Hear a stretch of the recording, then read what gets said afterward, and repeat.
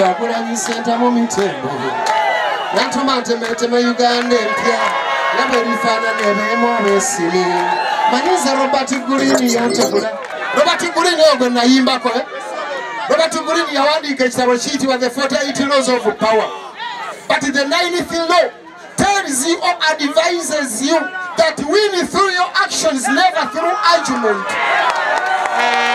Kati nze bw'ogenda ekyengera ate ye Nelson Mandela n'agamba nti if you see someone asking Fanawa to explain what he has done, it means he has done nothing. If there are some things that he has done, he keeps quiet and they speak for themselves.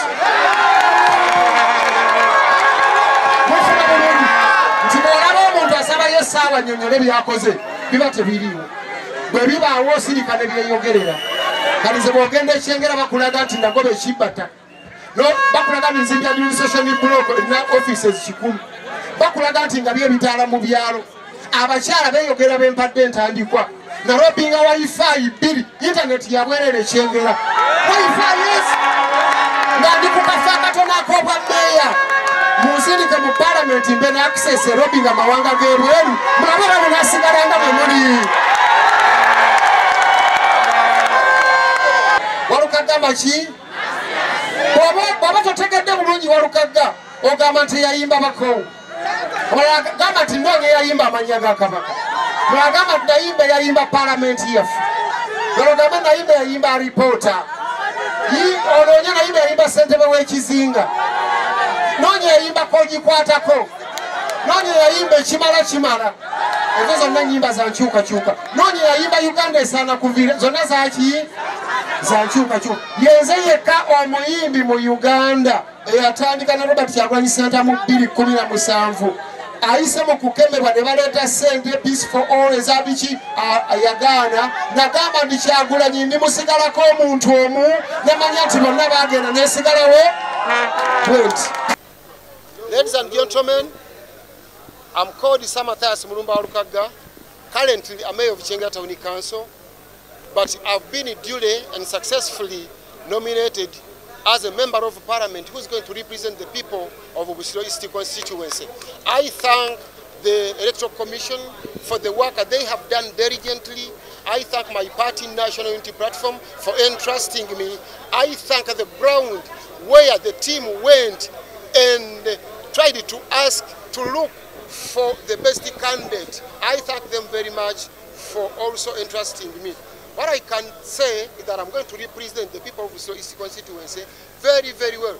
I'm the only candidate the voters of Busiro East constituency have been yearning for, because I've come to rescue Busiro East constituency. The incumbent who is there right now has overstayed, yet he has not delivered. He has been there for 3 terms, yet he needs another term to make 20 years. He says that he wants to remove General Museveni from power, but he is also becoming General Museveni. Are we connecting? So I think that is enough.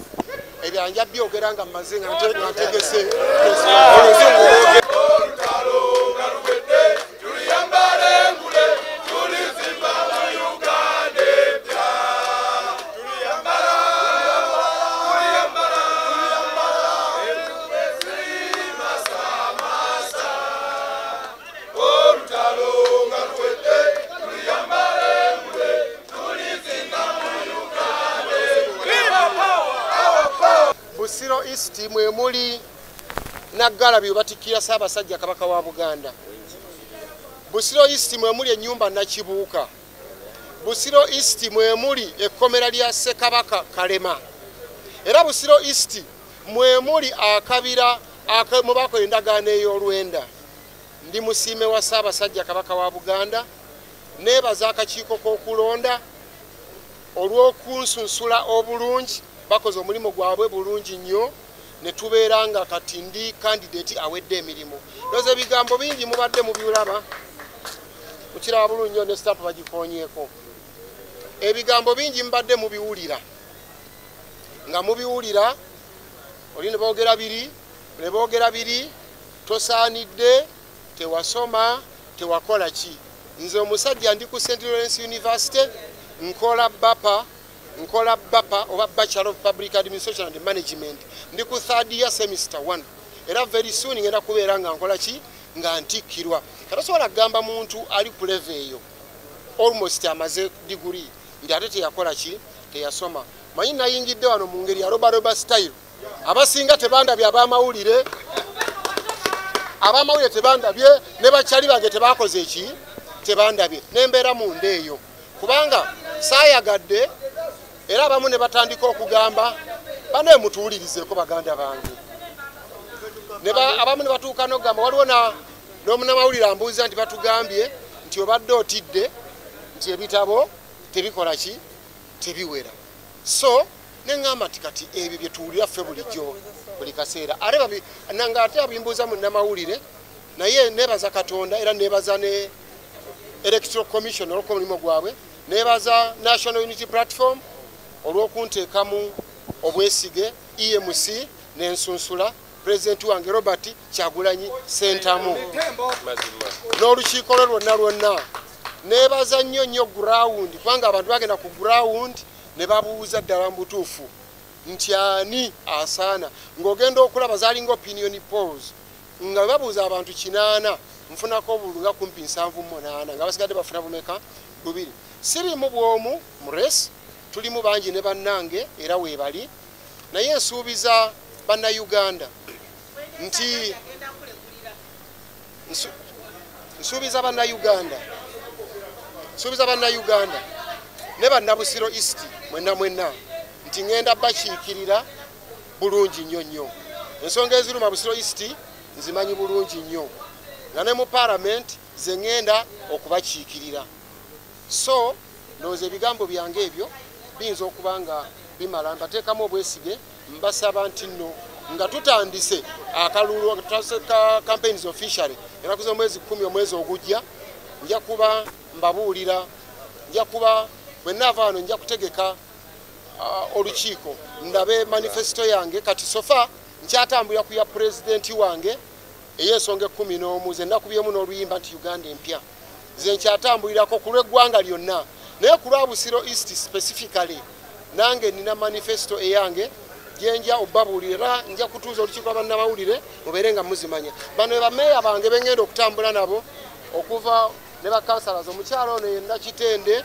Gasanyula Margaret ye yafunye kaadi ya meeya wa Kyengera Town Council era yagenda okudda mu kifo kyange wa National Unity Platform omwami ono ye Bantebya Daniel ye yafunye kaadi ya National Unity Platform eya Wakiso mumyuka oba Wakiso sub county ono ezegombolola ezikola Busiro East ono enya ono ye Ntume Peter owa Mende nga meya yabaddekera yakomyewo ono ye Kalyowa Nasif agenda okukiikira wano Dauda Wakiso Town Council kambanjire katono nnyo ku bakansala bange ab'Ekyengera ono bamuyita Sharif Matovu kansala ku Kyengera Town Council Muganzi Edrisa kansala ku Kyengera Town Council Sendawula Mugalula kansala ku Kyengera Town Council Abdul Rashid Ntanzi Kyengera Town Council kansala Winnie Mbatudde kansala ku Kyengera Town Council Martin Owen Muwanga Kyengera Town Council akiikira Nabaziza ono bamuyita Rita Namazengo vaawo Linda ko DJ Rita Nabanyiga kansala ku Kyengera Town Council akiikira Kiyanja Bukirwa Aida akiikira Kitemu naye kansala ku Kyengera Town Council ngamba abaliko sigamba bagenda okulondebwa ono yafunye kaadi agenda kulondebwa bakuyita Birungi Sofia ono bamuyita Kaggwa Minister Works kansala ku Kyengera bano bonna bino bannuupu bamuyita Balinda Joy naye Minister akiikira Nabagoma Kyengera Town Council ono bamuyita Nsubuga Joseph ye Speaker wa Kyengera Town Council akiikirira Nagalabi era naye wannuupu Kyengera kansala ono bamuyita Namukwaya Sofia naye kansala Kyengera Town Council wannuupu ono yafunye kaadi yaffe bamuyita Richard Muwonge yagenda okukiika ku district akiikira Maya n'ebyalo ebirala bamuyitani Nansa Sisumini Damba webale kujja twete tukusuubira era nga naye kansala ono bamuyita mukyala Mpaji Omubwati Kyengera Town Council, Kyengera Central, Kokonjeru Bine Kabojjabbi. Basi, Sembusi Maiko, muyinza okuba mubadde mumulaba ng'alina gy'ali atimbatimba bipandepande naye kati bwe twafunye kaadi akaliro kamususse tuli naye sijja kuwa wa National Unity Platform era yafunye kaadi. Bamuyita Kaweke Moses ye chairman w'Erosiwa Kyengera Central wa Nupu. Bamuyita musajjange Adamu Mawejje akiikira Kokonjeru wa Kyengera Town Council naye kansala wa Nupu. Bamuyita gavana w'Ettega Musisi Tone naye wa National Unity Platform era nga ne kansala. Ono bamuyita Nakuzambwa yafunye kaadi agenda okukiikira Nsangi. Matovu Joseph Nakuzambwa bannange mumuwa akalulu omukulu agenda kukola buli kimu nga bwakibagana. Ebale nnyo. Ono bamuyita sekretary wange Nakingi Olive. Natandika naye mpaka lwe tumaliriza ngenda mmulekawo. Ono bamuyita deputy mayor wange ye mukyala Kiwalabi Janet ow'Ekatereke ayina essomero mumuwa abaana n'abange gye basomera.